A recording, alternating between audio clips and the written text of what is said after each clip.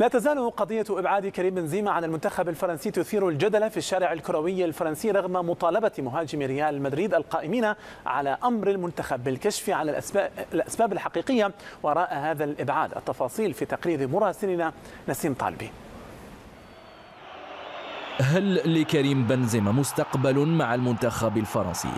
هل سيعود يوما للديكا أم أن الأمر حسم بشأن عودته من عدمها للمنتخب؟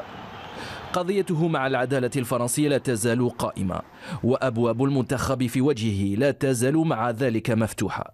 هكذا يقول أكبر المعنيين بالكرة الفرنسية رئيس الاتحاد الفرنسي نويل لو غريت، واضعا بذلك الكرة في مرمى مدرب المنتخب ديدي ديشان.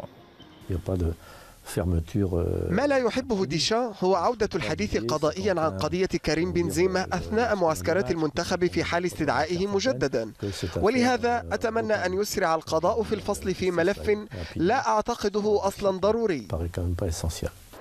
قضية كريم بنزيما قضائيا تسير بسيرورة قد تحول بينه وبين عودته للمنتخب الفرنسي، المنتخب الذي لم يتأثر بغيابه بحسب الكثيرين. بلغ نهائي اليورو ووجد في شبانه الجدد ما قد يزيد من لمعانه حاضرا ومستقبلا. أما الشارع الكروي الفرنسي فمنه المتحفظ والمؤيد والمعادي لعودة لاعب يثير دائما الجدل في البلاد سواء حضر أم غاب عن المنتخب. لا أفهم سبب عدم استدعائه للمنتخب الفرنسي وهو أفضل مهاجم أوروبي حاليا، وهذا الأمر غريب. لدينا منتخب يضم مهاجمين كثر، ومع غياب بنزيما بسبب قضيته المنتخب كان رائعا خلال اليورو، ومن ثم أصبح من الصعب عليه العودة إليه بسبب المجموعة الجيدة الحالية. خرجة كريم بنزيما الإعلامية الأخيرة ومطالبته المدرب ديدي ديشان بأن يكشف له أسباب إبعاده عن المنتخب إن كانت رياضية أم أخرى، خاصة وأنه لم يتلقى أي دعوة مبدئية منذ أكثر من عام. خرجة تجعله مرة أخرى في الواجهة لدى الشارع الفرنسي.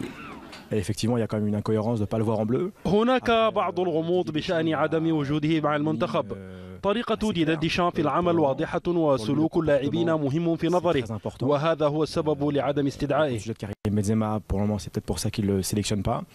مع عودة مباريات المنتخب الفرنسي الدولية عادت قضية كريم بنزيما لتطرح من جديد، فهل سيعود يوما لمنتخب الديوك؟